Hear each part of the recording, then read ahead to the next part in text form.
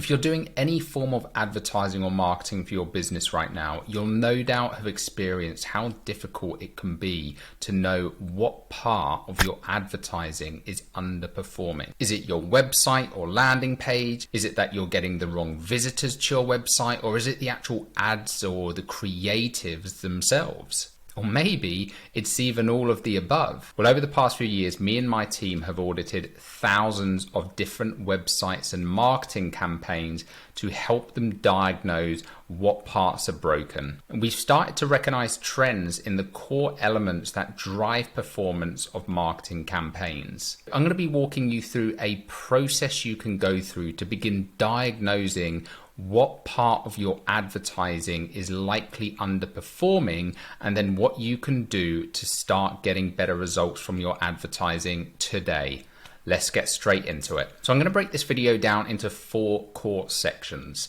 Firstly, we're going to be covering the ad creatives and the marketing itself and how to know whether that is the current bottleneck. We'll then come on to diagnosing whether the audience or targeting is potentially the problem. I'll then be coming on to your website and landing page and how you can diagnose whether that is the potential bottleneck. And then finally, we'll come on to the overall buying cycle of your audience. So how long you realistically need to measure this over in order to really get a true and fair sense of whether or not your marketing is actually underperforming, or if you just haven't yet given it enough time to realistically be able to see results. Now, it's important to say here that you can't just look at one of these metrics in isolation, because these all will work together. So it's important that you go through each of these sequentially, step by step, as a process of elimination. So firstly, how can you diagnose whether your actual creative or the posts or the videos or whatever marketing you're putting out there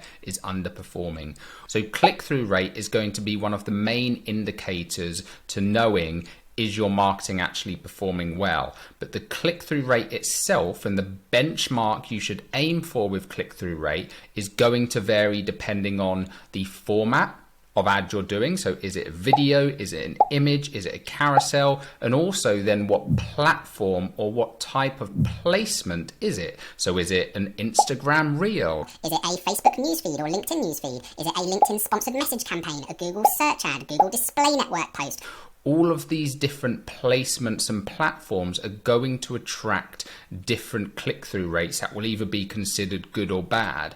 To make matters more complicated, you then have to factor in your industry and what the average click-through rates are in your industry. So one of the best ways of doing this is going to simply be to go onto Google and look up some of the benchmarks of the specific placements and platforms that you are currently running ads on. This is really important, because what I often see people doing is hearing about a good click-through rate, for example, on a Google search campaign is 10%, and they then assume that they should be getting the same from their LinkedIn advertising campaigns within the LinkedIn newsfeed, where that simply isn't the case. So you really need to understand, where are your ads showing, what platforms are they running on, and also what industry. So what is the kind of targeting, what's the audience you're targeting, and what should you be expecting as a click-through rate from those platforms. Now, this is where the audience and targeting comes in,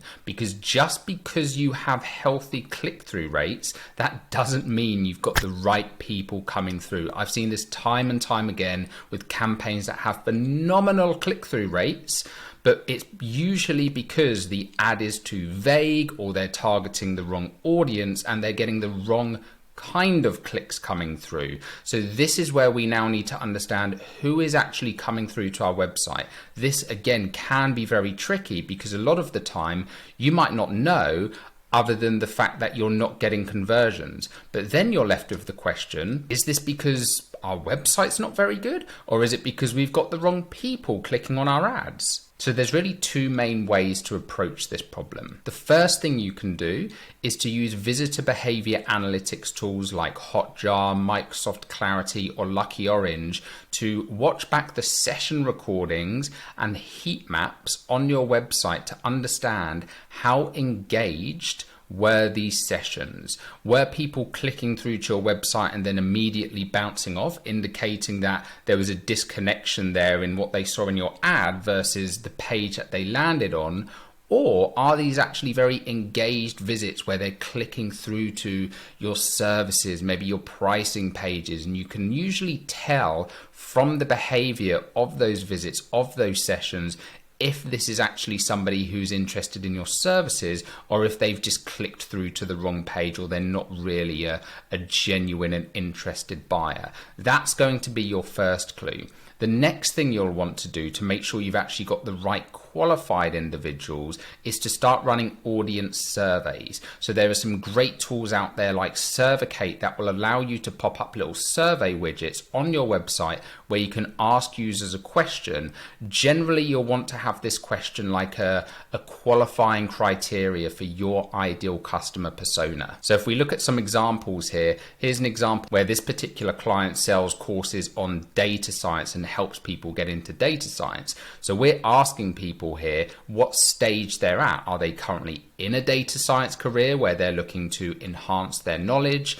Or are they looking to get into data science for the first time? And you'll see that an overwhelming majority of this particular campaign we were running have said that they were looking to get into data science for the first time. So this can give us a clue of, is this actually the right kind of people we want? And if so, maybe we need to change the messaging on our website to better suit this audience. Or maybe we say, actually, this isn't who we even want, so therefore we need to change the targeting. This is such an underutilized tactic, and it's one of the most effective ways to really start to get a sense of whether or not you're getting the right people coming to your website, which then brings us on to the third point to all of this, is if we now know that our ads are performing well, we know we're getting the right people coming through, but we're still not getting conversions, that is naturally going to point us to the conclusion that maybe our website is underperforming. So in order to do this, we're going to want to come back to our visitor behavior or analytics platforms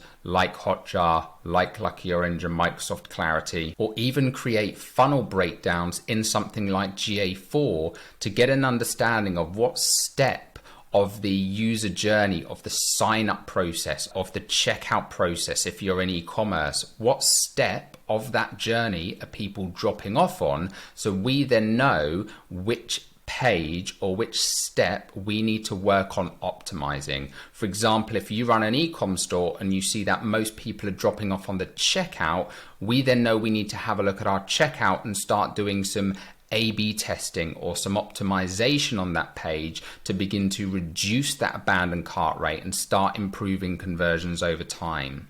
If you're using a landing page builder like ClickFunnels or Convertri, these have some really handy A/B testing tools built into them where you can then use the data you're seeing in your visitor analytics platforms and then creating a hypothesis and then running tests accordingly. I'm going to link to another video in the description that goes through an A/B testing and conversion rate optimization process, so you can check that out after this video. So now the final point to all of this, and again, this is very often overlooked, but an extremely important point, is what is your average buying cycle? So how long should you really be measuring your marketing success over? I see this time and time again where we're approached by businesses who have very, very high value products or services they're offering, sometimes in excess of 7 figures worth of contract value, right? So we're talking about contracts worth over £1 million or $1 million,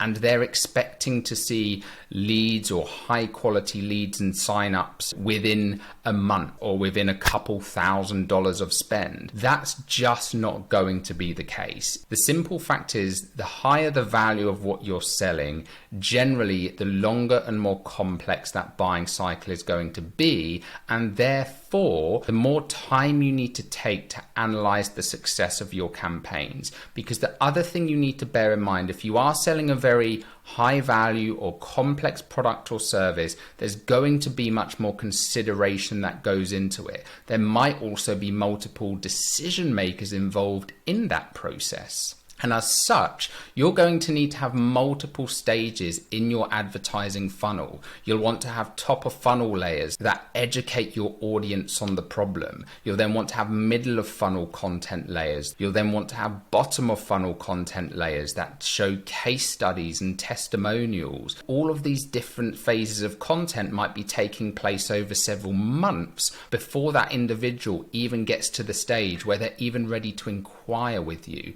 So it's absolutely critical that you're not judging the performance of your campaign too early on before people have got through all of this content. It's also really important to bear in mind the attribution models you're trying to measure performance by. I've seen so many campaigns where people have over-optimized based on last click attribution alone, meaning basically they're looking for what was that last click that's actually resulted in the conversion event, and then any other ads or creatives that they had in the overall advertising campaign, they've switched them off assuming that they're not working. However, what often happens is then the overall marketing performance just plummets, because what they didn't realize is that those other ads they were running were actually having an impact and they were contributing to that overall decision process, but they have put all of the weight of their entire advertising campaign to that last click attribution point. This is where with longer buying cycles, it can often be a very, very difficult process. And a lot of the time, if you've got content within the top or middle of funnel and you can't see attributed conversions, that doesn't mean it's not working, but you have to respect what are the objectives for that top of funnel content. So instead of looking at your top of funnel content and asking, hang on, why haven't we got any conversions from here? Realistically, the top of funnel content isn't designed to get conversions. It's designed to build trust and educate your audience. So instead of judging that content based on conversion metrics or metrics like your cost per lead or conversion rate, you'll want to judge the performance of your top and middle of funnel content on more qualitative metrics. So if you've got a video that you're running at the top of funnel, you might want to be looking at things like the view rate of that video or the completion rate. So what percentage of people that are viewing this video are actually completing it? Because that's going to give you a good indication of, are we hitting the right audience and are they actually engaged and watching this video all the way through? Because it's then fair to assume that if you know your targeting is on point and you can get people to watch a long form video on whatever platform you're advertising on, you can naturally assume that that is going to help to achieve that goal of building trust and educating. If people are only watching the first couple of seconds of your video, then the top of funnel goal hasn't been met because you're not able to build that trust or educate your audience. So it's important to not analyze your entire marketing funnel by the same metrics. And this is especially important when you do have those longer buying cycles. Now, if you're still worried that your marketing might be underperforming, I want to invite you to book onto our free website and marketing review, where one of our experienced team will go through your website and your current marketing assets and give you some very practical and personalized feedback on what elements you might be missing, where the bottlenecks might be right now, and what you can do to start increasing the returns you are getting from your marketing and advertising efforts. You'll find a link to do that in the description. And in this next video coming up, I'm going to be walking you through some of the key conversion bottlenecks we see on most websites. I'll see you there.